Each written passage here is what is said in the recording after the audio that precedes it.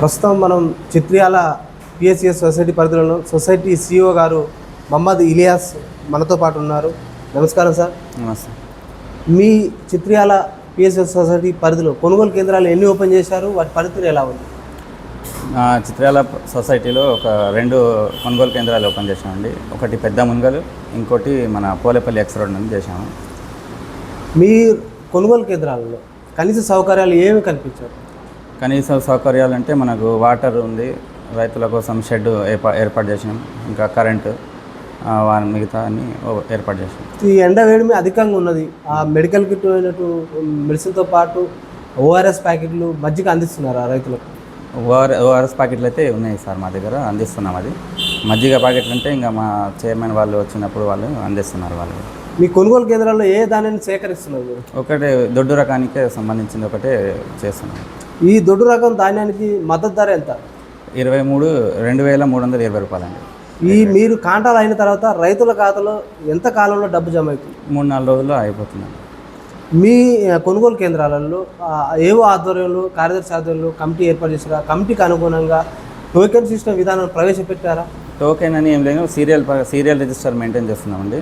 Serial ప్రకారమే రైతులకు కొనుగోలు చేస్తున్నాము. రైతులు మా దృష్టికి తీసుకొచ్చిన ప్రధానమైన సమస్య ఆ టోకెన్ సిస్టమ్ను విరుద్ధంగా వ్యవహరిస్తూ రాజకీయ ఒత్తిళ్లు తలకి వేరే వాళ్ళు పెడుతున్నారు, పలకోడు ఉన్న వ్యక్తులు పెడుతున్నారు. రైతులు మా దృష్టికి అట్లా ఏం రాదండి. మా దగ్గర ఇప్పుడు అట్లాంటి ఇష్యూలు కూడా ఏం కాలేదు. ఇప్పటిదాకైతే ప్రశాంతంగా సాగుతున్నాం. ఈ అమాలి ఛార్జీలు కూడా భిన్నంగా వసూలు చేస్తున్నారట. ఈ క్వింటాల్కి ఎంత? క్వింటాల్కి 45 రూపీస్ చేస్తున్నాం. ఎంత తూకం వేస్తున్నారు రైతు దాన్ని? 41 చేస్తాం. ఇప్పుడు అంటే నెట్ ఎంత, బస్తా ఖరీదు ఎంత? బస్తా ఒక 1 kg ఉంటుంది, నెట్ 40 kgs 1 kg ఉంటుంది. అంటే కొన్ని దిక్కులు 600-700 ఖర్చు అట్లా మా దగ్గర కాలేదండి. అంటే బస్తగా 650-700 ఉంటుంది కదా. 650 అంటే మనకు అటు ఇటు కొంచెం ఇప్పుడు తాళ్ళు % వస్తుంది. దానివల్ల కాకుండా మన 41 బరాబర్ కాకుండా ఇంకా తక్కువనే జోకిస్తున్నామండి. మిగిలిన 41 కిలోలు దాటనియము, మీకు బరాబర్ అంత ఉంటుంది తూకం. కొనుగోలు కేంద్రాలలో అమాలీల కొరత ఉందంటున్నారు, లారీల కొరత ఉందంటున్నారు. మిల్లుల దగ్గర అమాలీల కొరతతో పాటు మిల్లులో కూడా సకాలంలో దిగుమతి అయితే లేదు ధాన్యం. దీనివల్ల ఇది వాస్తవం, రైతులు చాలా ఇబ్బంది పడుతున్నారట. వాళ్ళు మా దృష్టికి తీసుకొచ్చారు. ఇంకోటి అమాలీలు కానీ లారీ ఓనర్స్ కానీ 2,000 నుంచి 3,000 రూపాయలు ఇస్తేనే మేము అక్కడ దిగుమతి చేస్తామనేది కూడా చేర్చు పెడుతున్నారట. ఇంతకుముందు లారీల కొరత అయితే ఉన్న వాస్తవమే. ఇంకా మన దగ్గర ఉన్న సెంటర్లు దాదాపు చాలా అన్నీ ఓపెన్ అయినాయి, అన్నీ నడుస్తున్నాయి. కాబట్టి లారీల కొరత తీవ్రంగానే ఉంది.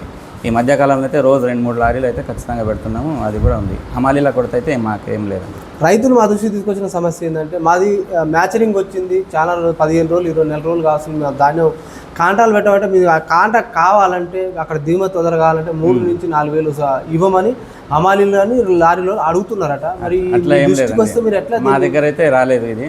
3,000-4,000 అయితే మన దగ్గర కాలేదు ఇప్పటిదాకా. ఇప్పుడైతే మనకు తెలుసు కదా, మనకి ఇప్పటిదాకా మా దగ్గర ఏం రాలేదు అట్లాంటిది అయితే. కాకపోతే మనకు బండ్లు రావడానికి మాత్రం డ్రైవర్లకు ఇప్పుడు తినడానికి చేయడానికి వాళ్ళ అవసరాల కోసం ఒక్కొక్క బండి ఆగితే 3-4 రోజులు ఆగుతుంది మిల్లులో. వాళ్ళ కనీస సౌకర్యాల కోసం, వాళ్ళ రవాణా ఖర్చులకు, భోజనానికైనా వాళ్ళు రైతులు ఇచ్చే వాళ్ళు పెద్ద రైతులు ఎవరైనా ఉంటే 100-200 తీసుకొని ఇస్తున్నాము. లేకుంటే మా సొంత పైసలు డ్రైవర్లకు ఇచ్చి పంపిస్తున్నాము. సార్, మీ లారీల కొరత అక్కడ దిగుమతి కొరత సరికాలంలో కావట్లేదు. మరి ఈ సమస్యను అధికారుల దృష్టికి తీసుకెళ్ళాము.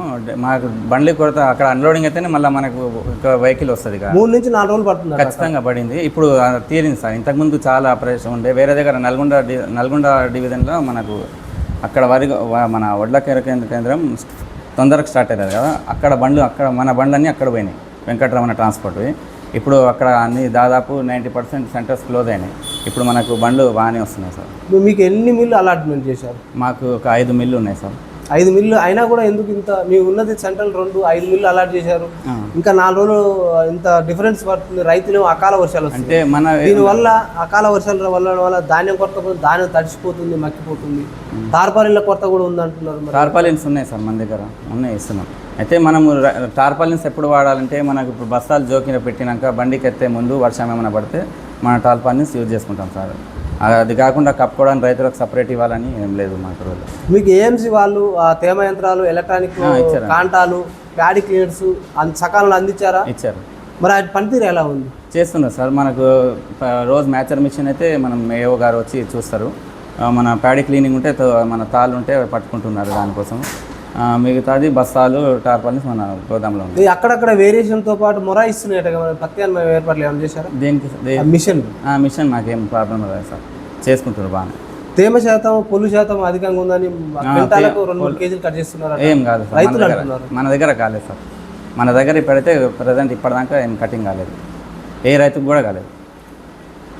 మీరు కొనుగోలు కేంద్రాలు సకాలంలో ఓపెన్ చేయకపోవడం వల్ల అంటే పచ్చి ధాన్యాన్ని రైతులు కళ్ళాల్లో తక్కువ ధరకు అమ్ముకుంటున్నారు.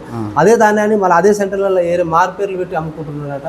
రైతులకు చాలా లాస్ అయిపోయింది. మీ సొసైటీ పర్యవేక్షణ, మీ సొసైటీ ఎలా ఉంది పర్యవేక్షణ అంటే మా దగ్గర 90% రైతులు డైరెక్ట్ పోసుకుంటారు సార్. ఇక్కడ డైరెక్ట్ మన వాళ్ళ పొలాలంది ఎండబెట్టుకొని, మనకు రోల్ ఏముంది ఎండబెట్టుకొని తీసుకొని ఇక్కడ రావాలి కదా. అక్కడ అట్లా కాకుండా డైరెక్ట్ వాళ్ళకు మన రవాణా ఖర్చు ఎక్కువవుతుందని డైరెక్ట్ అక్కడ కట్ చేసుకొని డైరెక్ట్ ఇక్కడనే పోసుకుంటున్నారు. దానివల్ల వాళ్ళకు కొంచెం వారం రోజులు 10 రోజులు టైం పడుతుంది అది ఎండే వరకు. మీ సొసైటీ ఇప్పటి వరకు ఎంత ధాన్యం సేకరణ చేసింది, ఇంకెంత చేయాలి, ఇంకెంత చేసే అవకాశం, ఏలోగా అయిపోయే అవకాశం ఉంది? ఇప్పటి వరకు మేము 16,000 క్వింటాలు ఎత్తినామండి. 16,000 దగ్గర 37,000 బస్తాలు ఎత్తినాం రైతులకు. 355 మంది రైతులకు ఎత్తినాము.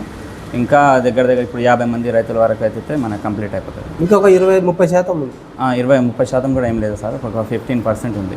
మరి ఇది ఎప్పటి వరకు అయిపోయే? ఈ 4 రోజుల్లో క్లోజ్ చేస్తాం సార్, ఈ 4 డేస్లో క్లోజ్ చేస్తాం. కాకపోతే మనకు వేరే విలేజ్ మన లేట్ కటింగ్ అవుతున్నాయి సార్. చిత్రయాల విలేజ్ ఉంది, ఆ విలేజ్ వల్ల మనకి ఇప్పుడు నిన్న 2 రోజుల క్రితమే మాకు క్లోజ్ కావాలి సెంటర్. కాకపోతే వాళ్ళు పోస్తున్నారు కాబట్టి ఆపినాం సార్, రైతులు బాధపడదు. గోనె సంచుల కొరత ఉందంటారు. గోనె సంచులు కూడా సకాలంలో సార్ మా దగ్గర అంటే లేట్గా ఇస్తున్నారట. అంటే మ్యాచరింగ్ వచ్చిన వాళ్ళు మార్నింగ్ 4-5 గంటలకు ఇవ్వాల్సిన గోనె సంచులు నైట్ ఇస్తున్నాం సార్, సాయంత్రం ఇస్తున్నాం, ఒక రోజు ముందే ఇస్తున్నాం గోనె సంచులు. కాకపోతే ఒక్కొక్క రోజు మనకు మ్యాచర్ వచ్చిన రైతుల సంఖ్య ఇప్పుడు మనం జోకే సంఖ్య కంటే డబల్ 3 ఉంటుంది. అప్పుడు 70-80 మందికి మ్యాచర్ వస్తే అంతమందికి జోకలేరు కదా సార్. మనకంత హమాలీలు ఉన్నా ప్లస్ అంత జోకలేరు, 2-3 బండ్లకు కొడతారు వాళ్ళు. దానివల్ల ఒకరోజు అటు ఇటు కావచ్చు సార్ వాస్తవం. మీ సొసైటీ పరిధిలో రైతులకు సభ్యతల సంఖ్య ఎంత? 3,600 సార్. అంటే సభ్యత రుసుము ఎంత, వాటాధనం ఎంత? 300 సార్. సభ్యత్వ రుసుము 500 సార్. ఇప్పుడు వాటాధనం 300 వాళ్ళది ఉంటుంది. అంటే ఛార్జ్ ఎంత ఇస్తారు? ఛార్జ్ ఒక 200, మన అడ్మిషన్ ఫీజు ఒక 30 ఉంటుంది. ఎక్కడైనా అన్ని సొసైటీలు కూడా 330 వసూలు చేస్తాయి కదా, 500 అంటున్నారు. ఇప్పుడు ఈ సంవత్సరమే మార్చినాం సార్, 500 తీసుకుంటాం. అంటే మీ సొసైటీ సపరేట్ నిర్ణయం తీసుకుంటా సార్. అంటే అన్ని సహకార సొసైటీలో బైలా నామ్స్ అనుగుణంగా బైలా మనం వాళ్ళ 300 రూపీస్ అయితే వాళ్ళ అకౌంట్ మన షేర్ అమౌంటే ఉంటుంది సార్. మనకు ఏం రాదు. మనం తీసుకునేది ఏంటంటే 30 రూపీస్ అడ్మిషన్ ఫీజు అని తీసుకుంటాం. ఇతర ఖర్చులు మన మెయింటెనెన్స్ ఖర్చుకి ఒక 70 రూపీస్ 170 రూపీస్ ఉంటుంది. టోటల్ 500 తీసుకుంటాం ఈ ఇయర్స్ నుంచే. ఇంతకుముందు 300 ఉండేది. మీ సొసైటీ పరిధిలో రైతులకు రుణమాఫీ ఎంత జరిగింది? మా 600 మందికి పంపినాం సార్, 470 మందికి అట్లా వచ్చింది. మరి ఇంకెంతమంది కావాల్సి? ఒక 170 మెంబర్స్కి రావాలి సార్. కాని రైతులు ఇబ్బంది పడుతున్నారు అంటే వాళ్ళకు 2 లక్షల కంటే ఎక్కువ ఉంది సార్. మా లోపు ఉన్న వాళ్ళు కూడా కాలేదంటున్నారు. లోపు ఉన్న వాళ్ళకు 2-3 ఏమో కాలేదు సార్. కానీ మన దగ్గర అయితే క్లియర్గా ఉంది రికార్డు. మన అగ్రికల్చర్ ఆఫీస్ వాళ్ళకు పంపించామన్నాం సార్. వాళ్ళ దగ్గర పంపించినాము వాళ్ళ రిపోర్ట్కి. కానీ రైతులకు అధికారుల దృష్టికి తీసుకుపోయే అయ్యే అవకాశం ఉందా? ఇప్పుడు ఏమో సార్, ఇప్పుడు గవర్నమెంట్ పంపిస్తేనే మన అయ్యే అవకాశం ఉంది సార్. మనకి దాని గురించి ఈ సొసైటీ పరిధిలో ప్రధాన పంట ఏమేస్తుంటుంది? మనకి ఇక్కడ ఎక్కువ పత్తి, వరి 2 పంటలు ప్రధాన పంట. పల్లి.